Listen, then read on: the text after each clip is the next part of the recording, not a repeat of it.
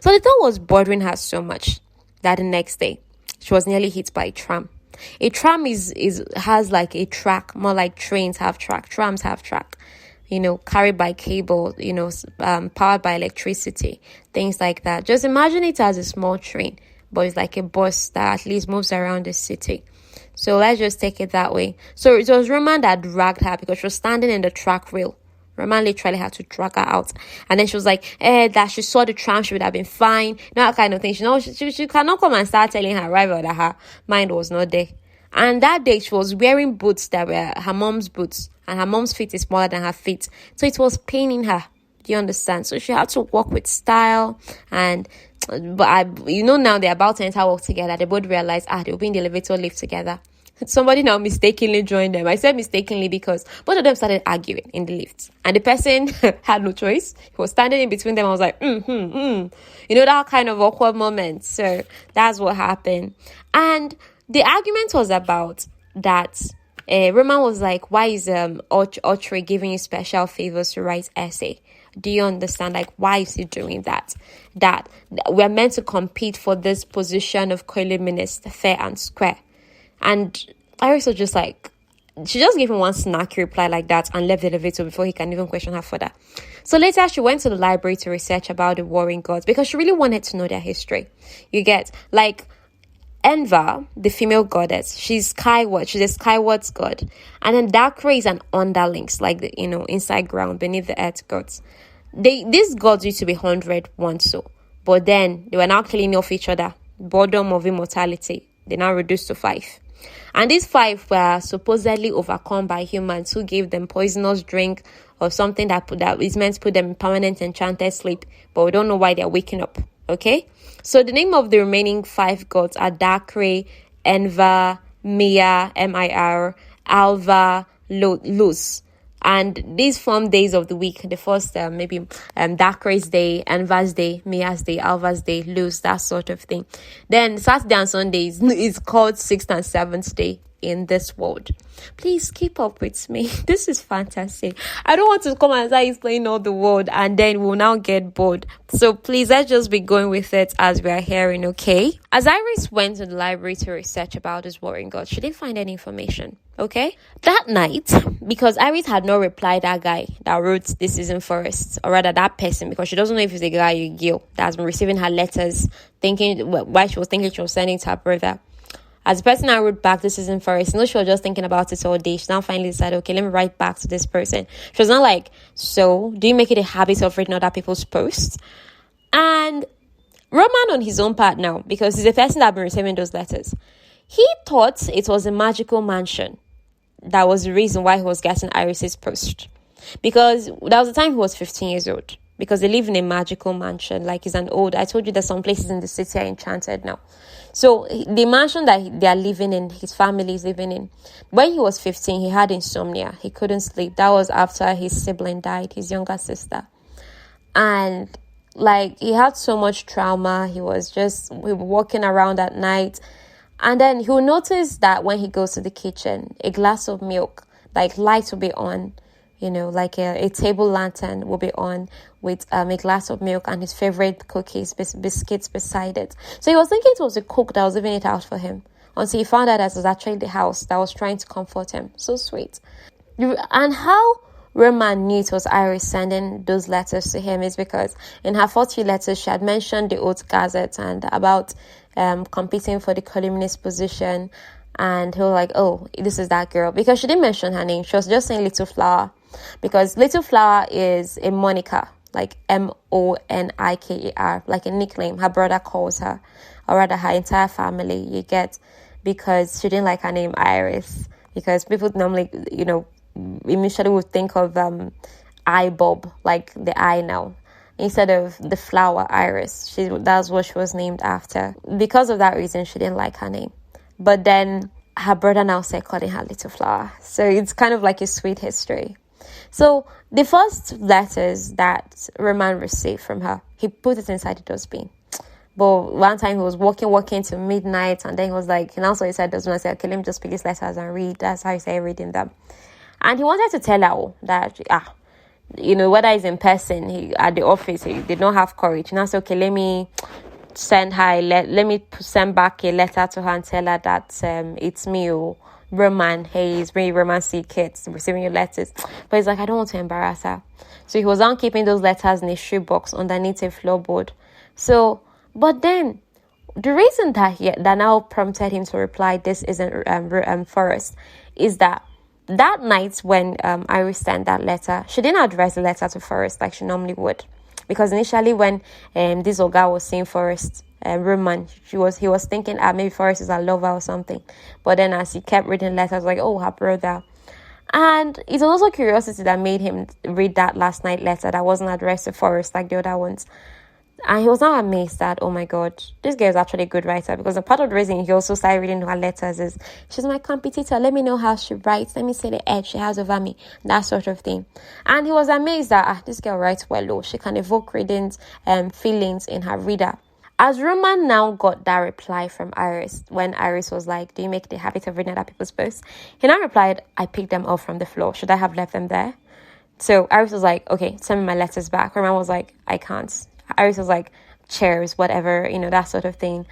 And I'm never going to contact you again. So this is his chance to cut ties, to just be like, okay, let's forget that we ever had this exchange of letters. But instead, he was like, yeah, don't stop on my account. You can send whatever I want.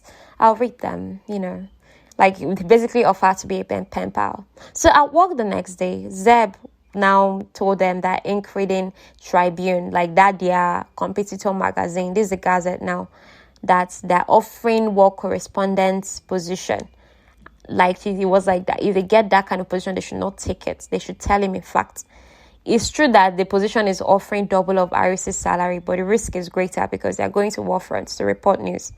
So people in the East, Oats, like this Oats town, when the West, that's the people that Dakre is attacking them, like burning their lands and attacking people there. When the West had sent for help, that see what is happening, the East people ignored it as far. Is the West problem. They're the ones that laid them that way to rest. They should deal with it. Is now Enva herself, the goddess, that had to step in and start recruiting soldiers to go and defend and try to protect the people in the West from complete annihilation. You get? So part of what Autry is even banking on is the war won't reach us here. Let's mind our own business. War will not reach you there. Okay. Be deceiving yourself. Autry called what's her name, Iris. After that time, he now told them, don't take that Ink Reading Tribune position. Now called Iris' office and said, I'm giving you 3 days to submit essay on any topic of your choice. On the surface, it looks like that this essay is going to be easy. The main things I can talk about, it's an open essay. But as she was now reasoning it, this guy doesn't want me to talk about the war. He doesn't even want me to talk about the myth of Dakre and Enva. So he just wants me to write something beautiful that can attract readers, but it's not about anything that truly matters. She was like, Shasha, finally, any topic of your choice is narrow. No, they look at it like it's a big thing. You get? So after work that day, Roman met her at the lobby. He noticed her limping, and she was like, oh, that he's carrying small in her head. And then Roman is so handsome because he's this person who has dark hair, this jaw, chin that is fine, and then blue deep eyes. And there are times that she's hating him, but she'll just get so distracted, like, this guy is fine. This guy is so fine, And this is one of these moments, because she's just carried away that, oh, you notice I'm limping. Okay, you might be carrying.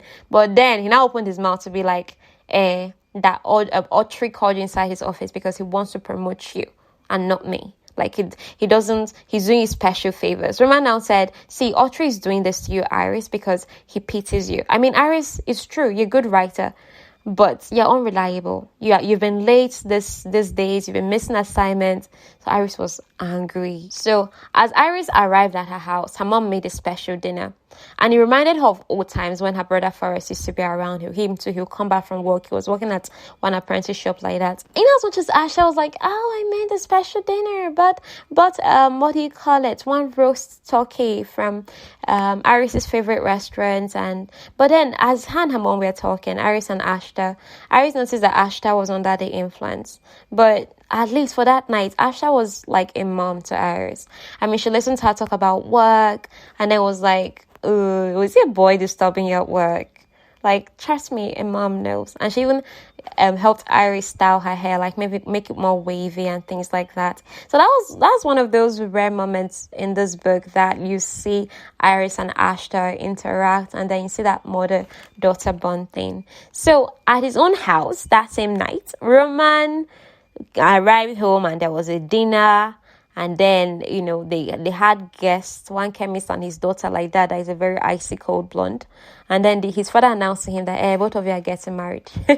Out of the blue, just like that. Now, how would they marry? Okay. Roman's father, Ronald Kit, is a complete, total wacko. That's how, I don't like the man. So all the man cares about is influence and recognition from older money more than anything else. Because Roman's family is old money somehow. In sense that their money started with Roman's grandpa. You understand? They have money. But Ronald Kit wants to be acknowledged by those older money people who are snobs and they don't care about you. And instead of Ronald Kit not to care about them, he's like, okay, we have money, but they're still not recognizing us. So let's get influence. That's why he pushed Roman to be columnist. Because if it's columnist at the biggest magazine in town, they're going to respect us.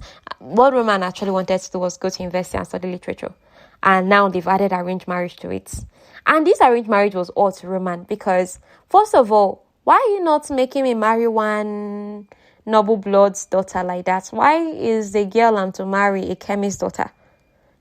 He wanted to object the marriage because he didn't want it. Obviously, this arranged marriage being all to him, these speculations, he made it in his mind. He didn't say it to his dad. But on the outside, he wanted to object to the marriage. But then his father now says something like, you're my only heir. You understand, Aspa, I lost your sibling, so you're my only heir. And the way it is insinuated, you know that Roman had something to do with his siblings passing. So he felt guilty, and then he now agreed. Yes, I will marry this girl.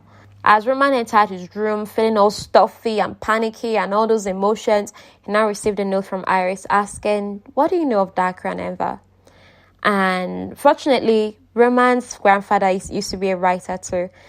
Towards the man's last days, he had so many unfinished notes. He would start writing something, he would not finish it in that same document, he would write it elsewhere, so it's all over. But at least Roman had the bulk of his grandfather's unfinished notes. It was in his library somewhere in his room. So he was not like, okay, which part of this myth am I going to share with Iris today? And fortunately, some leaves fell out of a book, one of the books. He's like, okay, this is a sign that I should tell her this one. So he now spent a lot of time typing very long, because they're typing with typewriter. It's not like you can photocopy and send, but he now typed very long history, from the book now to gisted her the Dacre and Enver myth, the one that he had access to. And by the time he was now going to bed, it's 2:30 because of woman that he's hating at office. But he took time to write her this type of information just to keep updated. So what's this Dacre and Enver story? Are you ready to hear it? Are you sure you're ready to hear it? Okay, let's go. So here's the story of Dacre and Enver. Dacre is an underling god, Dacre underling, while Enver is Enver Skyward. She's a skyward goddess. So Dacre was bored of immortality, because they're immortals right now. And then he now met one of the normal people and was like, who's the most beloved skyward goddess, or god? They now said Enver, and then he now went in search of Enver. But instead of looking for her the normal way, he was too impatient. So he now sent his hounds to find her. Hounds can only move in the night. They're like big wolves, but they're much more scarier. And the thing is, these hounds will kill anything and everything in its path. Do you get? And he doesn't care. This Dacre guy, he doesn't care. But then when the sun starts rising, the hounds, they will have no choice but to retreat to the underworld or wherever it is. So he now said, okay, that he's going to send Atrails, these dragon-like things now that is to fly. Those ones can fly during the day. So these things, they'll fly during the day. But just like the hounds, they will be dropping bomb, because in their talons, they will have bomb. They'll be dropping and killing people and causing destruction. just to find the Enver. He could have patiently gone in search of her. He did not do that. Now, what stopped the A-Trials is there was a storm, so they had to return. So finally, Dacre now said, okay, let me walk some more. And so as he was passing the graveyard, he saw this woman standing there. She was in a simple homespun gown, bare feet, long hair, long dark hair, green eyes. He just overlooked her because if you're looking at her once, she's just normal there. She's not like stunningly beautiful or anything. But as he wanted to pass, she now started playing music because she was in a graveyard and she was now playing music to this fresh grave. So Enver singing now attracted him, now made him know, okay, this is the goddess. Now came to approach her. Enver was like, it's your fault all these people died. If you had just looked for me, why did you have to cause all this destruction? That they get that kind of thing. So she rejected him, that she's not going to accept him. He now got mad. He now wreaked more havoc. So as he wreaked, Enver now agreed to come below the earth. But he did not know what her music was going to do to him down there. Okay? So, and this is where the myth ends. The myth romance sent to Iris. This is where it ended. So because of he slept at 2:30 a.m. because he was writing this thing to Iris, he woke up late in the morning and he was late to work.